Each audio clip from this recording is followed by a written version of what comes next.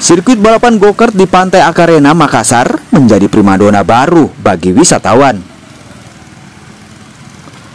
Sejumlah riders beradu kecepatan dan ketangkasan di atas sirkuit balap 25 go-kart Makassar.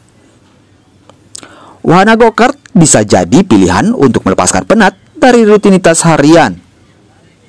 Alhasil, penikmat go-kart pun datang dari berbagai daerah. Sudah dicoba semua. Memang go-kart ini baru kita mau coba. Karena kan baru buka di bulan ini, bulan kemarin kalau biasa. Apa yang mungkin kita sukai dari main go-kart?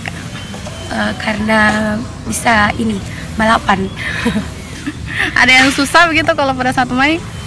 Ini paling injak rem sama gasnya. Untuk bisa bermain go-kart, pengelola menyediakan sejumlah pilihan paket, mulai dari Rp150.000 hingga Rp250.000, tergantung durasi lama bermain.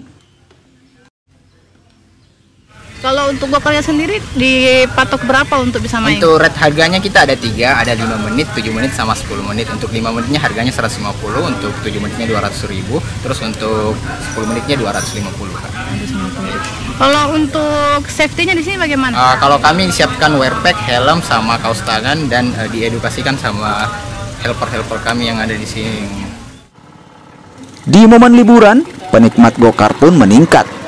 Pengelola bisa melayani hingga lebih dari 100 rider setiap harinya. Nia Rustam, Kompas TV.